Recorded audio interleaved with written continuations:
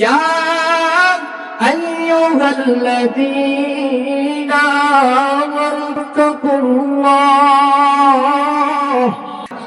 আপনারা যেভাবে ইসলামের পথে কাজ করতেছেন সেইভাবে আপনাদের কাজ চালিয়ে যান। আল্লাহ সুবহানাহু ওয়া তাআলা আপনার জন্য জান্নাত বরাদ্দ করে রাখবেন, বলেন সুবহানাল্লাহ। কিন্তু দুনিয়ার মুসলমান, এসো কোরআনের ছায়া তলে সমবেত হই, এসো কোরআনের ছায়া তলে সমবেত হই, এসো আল্লাহ রাসূলের অনুগত হই। আল্লাহু আকবার। এসো কোরআনের ছায়া তলে সমবেত হই, এসো কোরআনের ছায়া তলে সমবেত হই, এসো আল্লাহর গুণগান করি,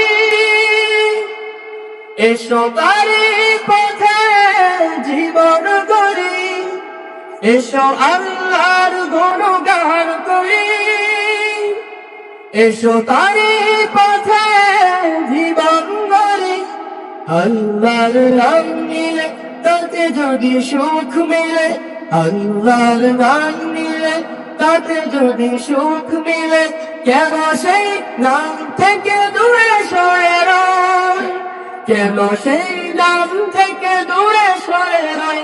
এসো কোরআনের ছায়া তলে সমবেত হই, এসো কোরআনের ছায়া তলে সমবেত হই। এই কোরআনের ছায়া তলে এসে কত লোক প্রাণ দিল হেসে। আল্লাহু আকবার। এই কোরআনের ছায়া তলে এসে কত লোক প্রাণ দিল হেসে। কোরআনের পথে যদি সোজা পথ যদি মিলে, কোরআনের ছায়া তলে সোজা পথ যদি মিলে, কেন সেই পথ ছেড়ে ভুল পথে রয়, কেন সেই পথ ছেড়ে ভুল পথে রয়। এসো কোরআনের ছায়া তলে সমবেত হই, এসো কোরআনের ছায়া তলে সমবেত হই, এসো আল্লাহ রাসূলের অনুগত হই, এসো কোরআনের ছায়া তলে সমবেত হই। বলুন আল্লাহু আকবার। তাহলে আমরা সকলেই বুঝি যে কোরআনের ছায়াতলে আসলে আমাদের ফায়দা কেমন হবে, সকলেই জানি, সকলেই বুঝি, কিন্তু জানার নাম মাত্রা নয়, আসলে মানার নামই মাত্রা। চিল্লায় এখন ঠিক কিনা? এই জন্য আমি বলতে চাই, যারা বাহিরে অযথা ঘোরাফেরা করতেছেন, আমি আবার আপনাদেরকে বলতে চাই, মাইকের আওয়াজ যতদূর পর্যন্ত যাচ্ছে ততদূর পর্যন্ত সকলকেই আবার দাওয়াত দিচ্ছি যে আপনারা অবশ্যই কোরআনের ছায়াতলে এসে জান্নাতের বাগানে বসে কোরআন হাদিস থেকে কিছু কথা শুনবো, শোনার পরে কিছু নিয়ে যাবো ইনশাআল্লাহ। একবার জোরে বলেন লিল্লাহে তাকবীর। এই আমার ভাইরা, আমরা লিল্লাহে তাকবীর, লিল্লাহে তাকবীর। আল কোরআনে আলো ঘরে ঘরে যাবার নয়, বলতে হবে সব জায়গায় গেল। কথা বল ঠিক কিনা? এই জন্য যখন আমরা তাকবীর দিব, আল কোরআনের আলো যখন বলা হবে, সব জায়গায় যাব। এই জন্য আমরা সব সময় একটা কথাই আমরা বলবো যে আল কোরআনের কথা অনুসরণ করে যদি আমরা চলতে পারি, আমরা সকল মুসলমান বান্দা। চলুন আলোচনার দিকে চলে যাওয়া যাক। আমার ভাইরা, আমার বন্ধুগণ, আমার বাবাজি, আর লম্বা নয়, এইবার মূল আলোচনার দিকে চলে যায়। এবং আমরা অযথা বাহিরে ঘোরাফেরা করতেছি, অযথা সময় নষ্ট করতেছি গবাগান, এবং সময় বাহিরে নষ্ট না করে জান্নাতের বাগানে যদি সময় কাটাইতে পারবো যুবক, ও যুবতী বোনেরা, চলে যাক আপনাদের জন্য পর্দার শহীদ ব্যবস্থা করা হয়েছে। সেখানে যে কোরআনের কিছু কথা শুনুন, কিছু কথা শুনে মনের ভিতরে কেটে নিয়ে বাড়িতে যান। আজকে এই আলোচনা প্রেক্ষাপট হবে কিছু কিছু নারীদেরকে নিয়ে, কিছু কিছু যুবকদেরকে নিয়ে। কারণ আমাদের এই বর্তমান সমাজের প্রজন্মের আমাদের সামনের ভবিষ্যৎ হচ্ছে যুবক ভাইরা। কথা ঠিক কিনা? এই যুবক ভাইদের কারণে আমাদের এই ইসলাম সমাজটি আরো অনেক আলোকিত হচ্ছে। কিন্তু এখানে কাটা আসে, কাটার কথাটা একটু পরে বলি পাওয়া যায়। তার আগে আমি একটু ছোট্ট করে তেলাওয়াত করি। আল্লাহ পাক রব্বুল আলামিন আপনি আমাদের জন্য সুন্দর করে জানিয়ে দিলেন, قد أفلح المؤمنون الذين هم في صلاتهم خاشعون الله أكبر الله পাক রব্বুল আলামিন আপনি আমাদের জন্য কি সুন্দর করে সূরাতুল মুমিনের প্রথম নম্বর আয়াতে আমাদেরকে জানিয়ে দিলেন। ও মুসলমান বান্দা, একটু কান খোলা শুনেন। আল্লাহ তাআলা আমাদেরকে বলতেছে, ওই মুসলমান নামাজ পড়তে সকল মুসলমান, কোন মুসলমান? আল্লাযীনা হুম ফি সালাতিহিম খাশিউন। আল্লাহু আকবার। যে ব্যক্তিটা, যে মুসলমানটা খুশু সহিত নামাজ আদায় করবে, আল্লাযীনা হুম ফি সালাত মানে নামাজ, সালাতিহিম খাশিউন, খাশিউনের অপেক্ষা দাঁড়ায় খুশুর সহিত। কিন্তু মুসলমান এখনকার কিছু কিছু জামানায় মসজিদে প্রবেশ করার পরে কিছু কিছু বান্দা আল্লাহ তাআলার গোলাপ দেখবেন, নামাজের নিয়ত দাঁড়ানো মাত্রই, নামাজে হাত বাজানো মাত্র যুবক ভাইদের চিন্তা চলে যায় নেশার দিকে, বৃদ্ধ মানুষের চিন্তা চলে যায় খাবারের দিকে। এইরকম মুসলমান আমাদের সমাজে আছে না নাই? চিৎকার দিয়ে বলুন, আছে না? আছে। আমাদের সমাজে কিছু কিছু যুবক ভাইরা, এই যুবক ভাইরা আমাদের সামনে প্রজন্মের তারা ভবিষ্যৎ হয়ে দাঁড়াচ্ছে। কিসের জন্য বললাম? আমাদের এই বর্তমান প্রেক্ষাপটে কিছু কিছু যুবক ভাইরা ইসলামকে সুন্দর করার জন্য, ইসলামকে টিকে রাখার জন্য, তৌহিদের প্রিয় যুবকেরা, আমাদের এই প্রিয় যুবক ভাইরা শরীরের রক্ত দিয়ে দিচ্ছে ইসলামকে টিকে রাখার জন্য, ইসলামকে আলোয় আলোকিত করার জন্য যুবক ভাইরা রক্ত দিয়ে দিচ্ছে। সব জায়গায় শাহাদাত বর্ষণ করতেছেন, সব জায়গায় শহীদ হয়ে যাচ্ছেন। কিন্তু এখানে কিছু কিছু মুসলমান দেখবেন সব জায়গাতেই, আমি বলবো সব জায়গাতেই বলে যাই কোন কথা, এখনকার সমাজে যেই আমাদের ইসলামকে বাধা দেওয়ার জন্য আবারও রুখে দাঁড়াবে, আমরা তৌহিদি জনতারা আর বসে থাকবো না, আর বসে থাকবো না। তাদের পিঠের চামড়া তুলে লক্ষ্য লাগিয়ে দিব তৌহিদি জনতারা। কথা বলে ঠিক কিনা? আওয়াজ হয় নাই, ঠিক কিনা? চিল্লায় তো।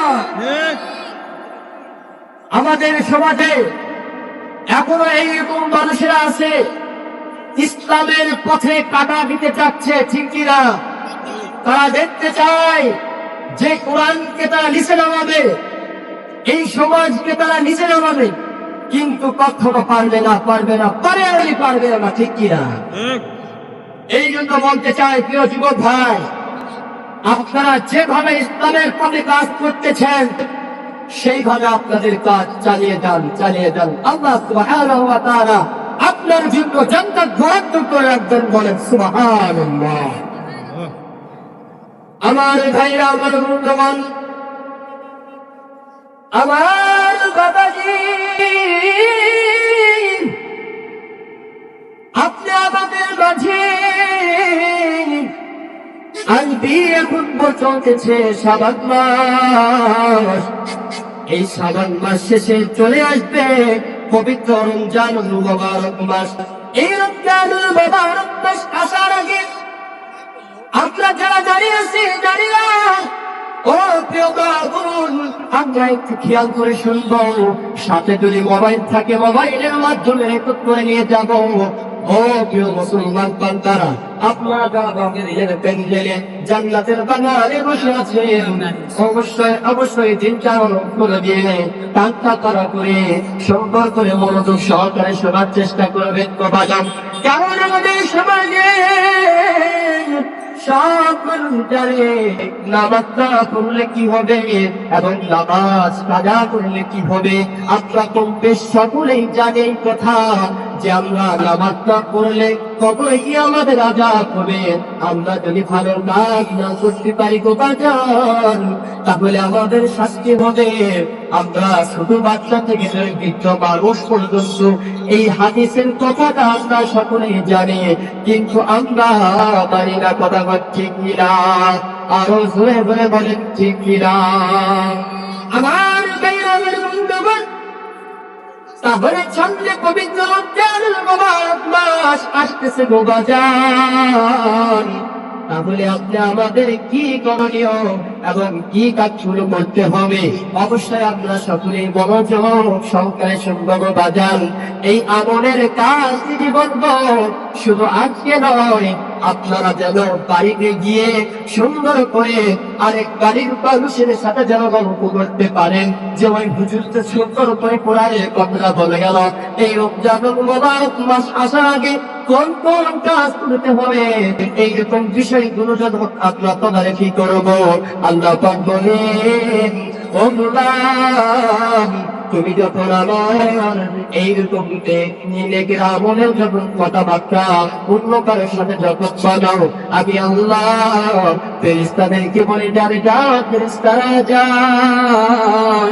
আমার ওই সুন্দর বান্দা, আমার ওই সুন্দর গোলাম আপনার জন্য, আমার ইবাদত করার জন্য এই সওয়াবের উদ্দেশ্যে এই আমলগুলোর যে কথাবার্তা হাদিসে আছে, এই আমলের কথাবার্তা প্রচার করে দিচ্ছে। আমি আল্লাহ খুশি হয়ে বললাম, ও ফেরেশতারা, ওই বান্দা বান্দির পিছনের গুনাহ খাতা আমি আল্লাহ মাফ করে দিলাম। বলেন সুবহানাল্লাহ। আরো জোরে জোরে বলেন সুবহানাল্লাহ। কিন্তু দুনিয়ার মুসলমান এই সব প্রচার করা দূরের কথা। নবীজি সাল্লাল্লাহু আলাইহি সাল্লাম হাদিস শরীফে বললেন, বাল্লিগু আন্নী ওয়ালাউ আয়া, বাল্লিগু আন্নী ওয়ালাউ আয়া। নবীজি সাল্লাল্লাহু আলাইহি সাল্লাম বললেন, আমার পক্ষ হইতে একটি বাণী হলেও অপরের কাছে পৌঁছে দাও। কিন্তু এই যে পৌঁছে না যায়, এই জায়গা পৌঁছে দিয়ে মুখটা পৌঁছে দেয়, জীবন শেখাত বলে যে এই পাড়ার মেয়ে এই ছেলের সাথে মস্তানি করতেছে, ও মাঝে এই কেম্পা ফলে কোনো কথা বসে, এইরকম দরকারি হাতে নাই কথা বলতে আসলে না। প্রিয় মা বোনদেরকে বলি, বিশেষ করে মা বোনদের জন্য এই কথাটা সবচেয়ে ইম্পর্টেন্ট, সবচেয়ে গুরুত্বপূর্ণ কোন কথা, যে আমরা বাইরে গিয়ে অন্যর কথা আরেকজনের সাথে বসে গল্প শুরু করে দেয়, কিন্তু এই ভুলটা কখনো করবো না। আর জীবাতু আসাধ্য মিনাজ জিনা, জীবন হচ্ছে জিনার চাইতেও মারাত্মক। বলেন নাউজুবিল্লাহ। তাহলে প্রিয় মুসলমান বান্দা, আপনি আমাদের কি করণীয় উচিত? পবিত্র রমজানুল মুবারক মাস আপনি আমাদের সামনে আসতেছে গো বাজার। তাহলে আমাদেরকে এখন কিভাবে রমজানের প্রস্তুতি নেওয়া দরকার, এই বিষয়টা নিয়ে আলোচনা শুরু করবো গো বাজার। তার আগে আমি আবার বাবারা ইসলাম প্রিয় তৌহিদি জনতাদের হাতে পায়ে ধরে বলি, ও ইসলাম প্রিয় তৌহিদি জনতারা, অযথা বাইরে ঘোরাফেরা না করে বসে যায় জান্নাতের বাগানে। জান্নাতের বাগানে যদি বসে যায়, আল্লাহ পাক রব্বুল আলামিন প্রথমে বলেছিলাম, আল্লাহ পাক রব্বুল আলামিন ফেরেশতাদের মাধ্যমে রহমতের দানা আমাদেরকে ঢেকে রাখেন। বলেন সুবহানাল্লাহ। আরো জোরে জোরে বলেন সুবহানাল্লাহ। তাহলে সামনে আমাদের পবিত্র রমজানুল মুবারক মাস, এই রমজান মাসকে সামনে রেখে এই যে পবিত্র শাবান মাস, আপনি আমাদের মাঝে এখন অবশিষ্ট রয়েছে। আমরা যে মাসের ভিতরে আজকে পবিত্র শাবান মাসের 3য় নম্বর জুমা, এই জুমাতে যে বিষয় নিয়ে আলোচনা করা হলো, ঠিক তদরূপ আজকে এই বিষয় নিয়ে আলোচনা করা হবে ইনশাআল্লাহ। তাই প্রিয় মুসলমান বান্দারা, ও প্রিয় মা বোনেরা, অন্যদিকে ঘোরাফেরা না করি, ও ইসলাম প্রিয় তৌহিদি জনতারা, চলে আসুন জান্নাতের বাগানে। চলে যাই এইবার কোরআনের তাফসীরের দিকে। আল্লাহ পাক কি বলে, ইয়া আইয়ুহাল্লাযীনা আমানু তাকুল্লাহ। আল্লাহু আকবার। ইয়া আইয়ুহাল্লাযীনা আমানু তাকুল্লাহ ওয়া কুলু কওলান সাদীদা। আল্লাহু যখন কোরআনে তেলাওয়াত হয়, সেই সময় কার ধ্বনি দেওয়া দরকার? আল্লাহর ধ্বনি। কার ধ্বনি? আল্লাহর ধ্বনি দেওয়া দরকার। কিন্তু মুসলমান আমরা কোরআনও সুন্দর ভাবে পড়তে পারি না, চেষ্টাও করি না। আবার দেখা যায় যে নামাজ পড়ি না, পড়তেও আবার চাই না। দুইটাই ঠিক কিনা? তাহলে আল্লাহ পাক রব্বুল আলামিন আপনি আমাদের জন্য কি সুন্দর করে জানিয়ে দিলেন। ও প্রিয় মুসলমান, আল্লাহকে ভয় করার মতো ভয় করতে হবে। যদি আজকে আমাদের অন্তরে আল্লাহর ভয় যদি থাকতো মুসলমান, তাহলে আমরা কোনোদিন কখনো গুনার কাজে লিপ্ত হতে পারতাম না। যদি আল্লাহর ভয় থাকতো, কখনো নামাজ কাজা করতে পারতাম না। যদি আল্লাহর ভয় আমার অন্তরে থাকতো তো বন্ধু, কোনদিন মানুষকে গালিগালাজ করতে পারতাম না। কিন্তু আল্লাহর ভয় নাই বিধায় আমরা সব সময় গুনাহের কাজে লিপ্ত থাকি। কথা বলেন ঠিক কিনা? আরো জোরে জোরে বলেন ঠিক কিনা? তাহলে আল্লাহ পাক রব্বুল আলামিন কি সুন্দর করে বললেন, ইয়া আইয়ুহাল্লাযীনা আমানুত্তাকুল্লাহ ওয়া কুলু কওলান সাদীদা। তোমরা আমাকে ভয় করো এবং সত্যবাদীদের সাথে চলো। কিভাবে সত্যবাদী যাচাই করবে? বাজার ইন্নাল উলামা ওয়ারাসাতুল আম্বিয়া। আলেমগণ হচ্ছে পয়গম্বর বলেন ওয়ারিসটা উত্তরসূরি। আমরা সকলেই জানি, কিন্তু এখনকার কিছু মানুষেরা আলেমদেরকে দাম দিতে পারে না। কিছু মানুষেরা হুজুরদেরকে দেখতে পারে না। কিসের কারণে? তাদের ভিতরে হুজুরদেরকে দেখতে মহত্তারে বুকটা চলে যায়, হিংসায় চলে যায়। তাই কি তার ভিতরে তাকওয়া নেই? চিল্লায় এখন ঠিক কিনা? আরো জোরে জোরে বলেন ঠিক কিনা? আমরা যে কয়েকজন আছে, যদি একবার জোরে করে আল্লাহু আকবার, তাহলে আওয়াজ সুন্দর হবে। আওয়াজ যতদূর পর্যন্ত যাবে ততদূর পর্যন্ত শয়তান হটায়া যাবে। আবার জোরে বলেন আল্লাহু আকবার।